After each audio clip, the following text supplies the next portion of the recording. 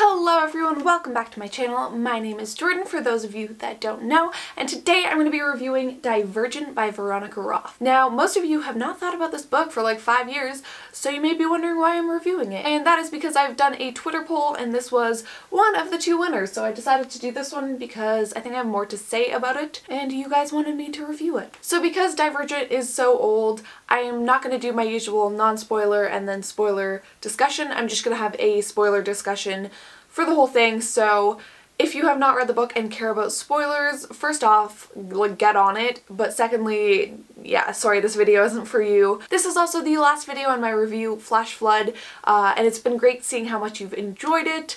I definitely am looking forward to doing more reviews in the future and having a little bit more audience participation in the Twitter polls and all of that. So anyway, thank you for 10,000 subscribers, now over 11,000, and thanks for watching all these videos. I'm really glad that you've been enjoying them as much as I've been enjoying making them. So let's just dive right in. Divergent follows the story of Beatrice, or Triss, who lives in a kind of dystopian society. It is a dystopian book. This kind of came out right after the Hunger Games when the dystopian boom was going on, so it was kind of like the second one after the Hunger Games to really hit on that market. Now, the society in Divergent is split up into 5 groups. There is Abnegation, who is selfless, Dauntless, who is brave, Amity, who is kind, Erudite, who is intelligent, I guess, and finally Candor, who is honest. Now, these 5 groups kind of reflect what the society holds dearest, but also it's a way for society to control itself, govern itself, and also how it functions. Each group has a set of careers that its members kind of partake in, and those careers are what keeps the society going. So, for example, Abnegation, who is selfless, are the ones who are governing because selfless rulers are supposedly the best rulers.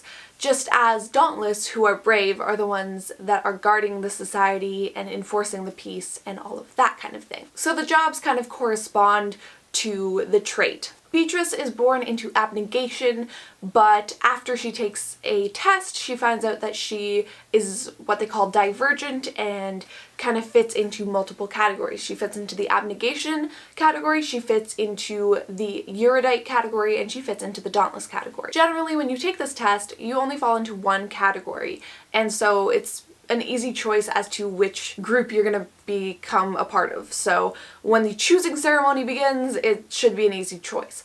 But if you're divergent, you're supposedly dangerous to society, and also for Triss, it becomes difficult for her to choose which, group she wants to be a part of, or which section of society, I guess. So she ends up choosing Dauntless. Of course she does, otherwise this book would be incredibly boring. Am I right?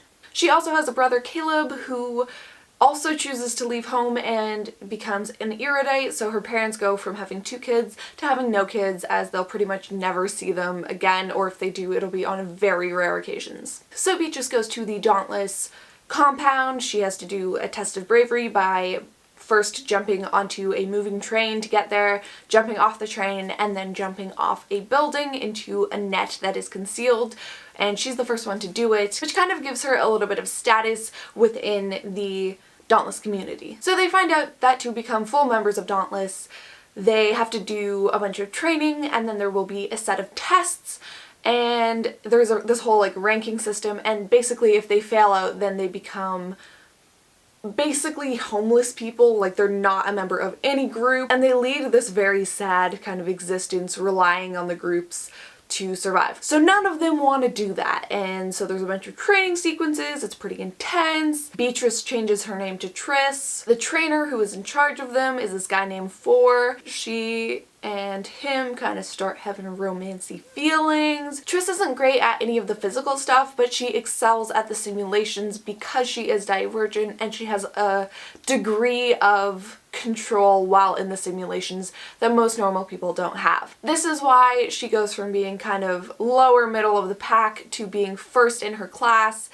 and ultimately when the final test comes, she does exceedingly well. After the final tests, all the Dauntless get these injections, and then all of a sudden, in the middle of the night, all of her Dauntless classmates stand up and start preparing themselves for war. And she realizes she's pretty much the only one who is not in this new simulation. And it doesn't work on her because she's divergent. She finds out that 4 is also divergent. There's also a whole bunch of stuff that I left out about their relationship, but basically he like reveals to her a lot about his past through his simulation, and she does the same, and they get very close and they smooch a lot, and good times.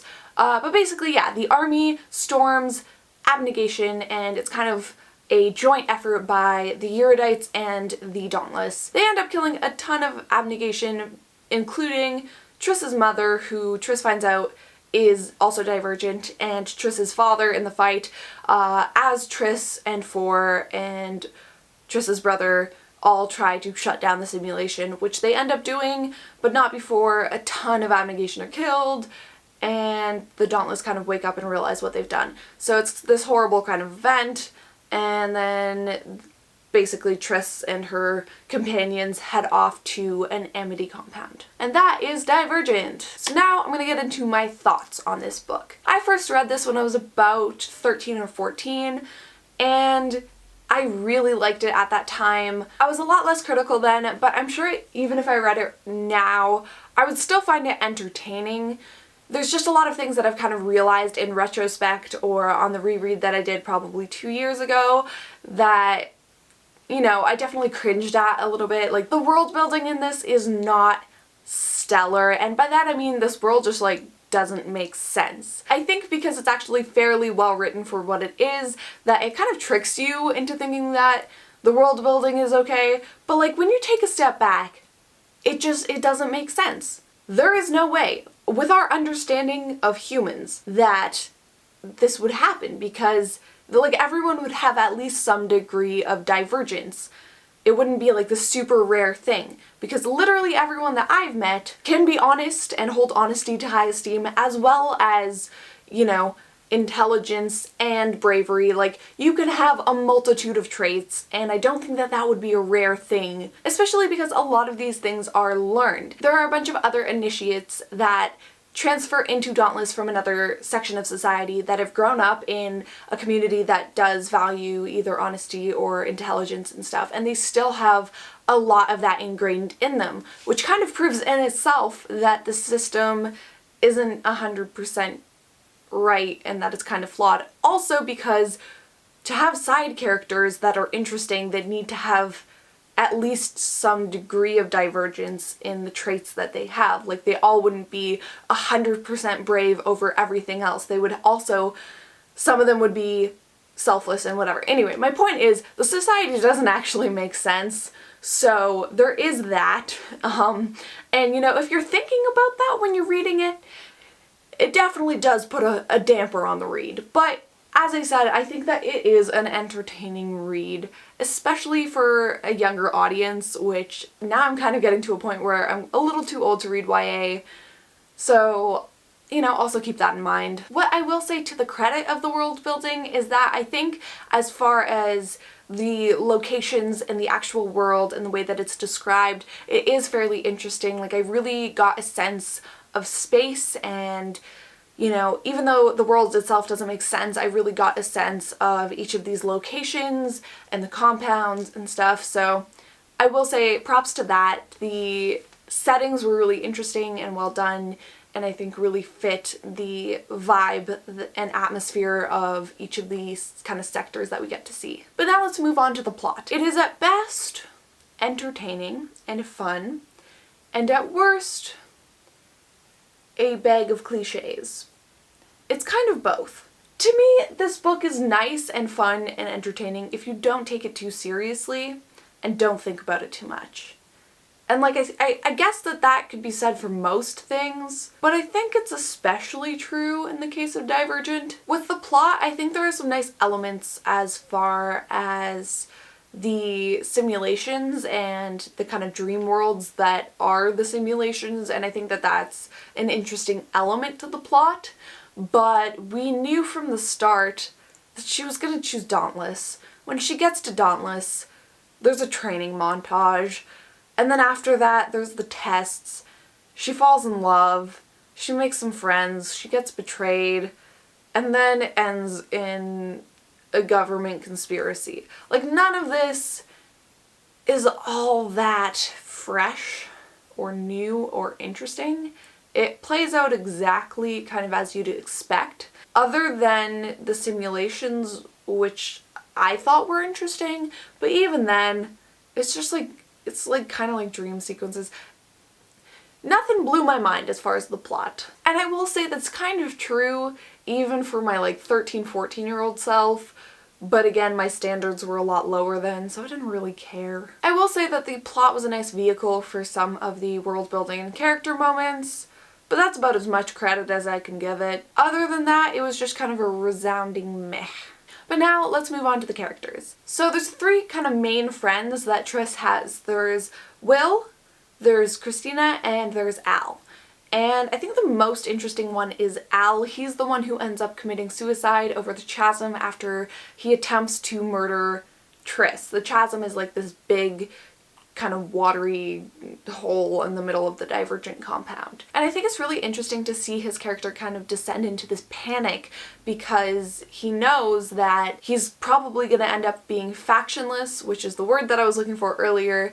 That's the one where you're kind of homeless. He's not testing well, he's not doing great, and so to see this kind of panic in him that drives him to do these crazy things, it's fascinating to watch. With Will and Christina, honestly, I didn't find either of them particularly compelling, but they were fine. Like, I don't have that much beef with them, but at the same time, like, they're just very boring. They didn't really add much to the story besides being there. That's about all I can say for them. Next, we're gonna talk about Caleb. I don't like Caleb. I really don't like Caleb. I appreciate what she was trying to do and having, you know, the idea that Tris has of Caleb being one thing and then his real person being another thing, but I don't know, man. I really didn't like this whole duplicitous, like, oh, I'm an erudite, oh, but I still love my family and this is wrong. Like, no. I didn't think the execution was great. I didn't think he came off as compelling or likable. And while I appreciate the idea of him, again, I just didn't think that there was enough there to really latch onto or be interested in. Okay, so moving on to the kind of villain of this book, and that is Eric. Eric is a young kind of leader of the Dauntless faction, and he has a lot of pull in the kind of government. And he is just like one of those guys where you're like, yep, that is a villain. Great. Like, he's very, very flat and boring and evil for no reason, and like occasionally I guess he could kind of possibly be scary, but like not really, because he's just like a cartoon version of himself. Also, I love that they had to like make him the guy with like all the piercings and like who looks all emo and edgy. He's the one who has to be the bad guy. Like, that's not a cliche. I thought that it was very transparent about him being a villain the whole time. And it really was no surprise that he had other motivations. Like, it made the kind of twist climax end bit a lot less twisty when you know that it's just building up to something because he is an evil villain bad guy. But that's all I'm gonna say. I think just in general, the villains in this series are just that. They're villains. They're not really antagonists. They feel pretty flat and boring and uninteresting, and I personally love a good villain. If you're looking for that, this series is not it. So moving on to 4. Honestly, I don't mind 4. I don't necessarily believe his relationship with Tris, but I also don't mind him. I actually kind of like 4. I will say that I had a hardcore crush on him when I read this book in my 13s, and yeah, I was madly in love. So I may be potentially still kind of biased from that, but at the same time, like, I think that he has a lot of compelling stuff going for him. I like to see his arc and transition and how he kind of opens up to Tris. I thought that that was really well done, and the portrayal of someone who, you know, has been abused in the past and has had a really kind of rough, tumultuous backstory. Like, I think that the execution of him slowly starting to open up and trust Tris is fairly well done. I also thought there were some really great kind of emotional parts in the simulations with him, and that that was a really well done aspect to the book, so I will commend it for that. I don't know if you guys can tell, but I like the simulation aspects of this book. But now we have to move on to Triss. I don't like Triss. I didn't always dislike her as much as I do now. I think that that's kind of grown, but like the most I could say of her was like there was a mild indifference verging on like a slight distaste. That's about it though. I find her to be incredibly bland. She does one of the things that I genuinely, truly find very annoying and frustrating, which is the, oh, I'm so ugly with my beautiful big blue eyes and blonde hair. And even though all the boys find me attractive, you know, I'm definitely ugly. There's also the trope with like, oh, I'm a different person now, so I have to cut my hair. There's just a lot of tropes with her character. It's like she has to show on the outside all the things that she's feeling on the inside as she slowly changes into this new person. And like, I get that to an extent, but like, it was a little overdone in this. As far as her actual character, again, I just find her extremely bland. She doesn't feel that brave, she just spontaneously does things. She doesn't feel that selfless a lot of the times. And she doesn't feel that smart, at least not particularly smart compared to her peers. So I don't understand why she's divergent and they're not, especially because a lot of them I feel like have two almost dominant traits that are stronger than her three. So it's just kind of confusing to me why she falls into the divergent category. And on top of that, again, I find her to be very bland. I also don't really believe, as I mentioned, her relationship with Four. There's some nice moments with them, but overall I just didn't feel that much chemistry between the two of them, and I think honestly he could do better. As far as interests, I can't really think of any that she has besides like getting tattoos and like trying to fit in. So again, that's kind of dull, and she's kind of a little too overpowered in the stimulation stuff for there to be enough tension. I don't know. Again, I just find her to be extremely dull. She didn't do it for me. I think there are a multitude of reasons as far as tropes and character traits that either just don't make sense or are a little too overused and cliche for me to find it enjoyable. So there you have it. Those are my thoughts on Divergent by Veronica Roth. As I said, I can kind of appreciate it for what it is. I think it has the nostalgia factor, but if you just don't think too hard about it, it can be a fun read. That being said, if you do think too hard about it, it can be an incredibly hard read because the whole time you're kind of cringing at all of the inconsistencies and lack of logic. So that being said, I would love to know your thoughts. Let me know what you think of this book down in the comment section below. If you enjoyed this video, please give it a thumbs up and subscribe to my channel. I also wanted to say that I will be out of town traveling with my family for the next 2 weeks, so there will be no video next weekend, and the video the following weekend will be posted late. It'll probably be posted either Monday or Tuesday. So I apologize for that, but I hope you've enjoyed the 5 days of reviews, and that kind of almost makes up for it even a little bit. Thank you so much for watching, and I will see you next time.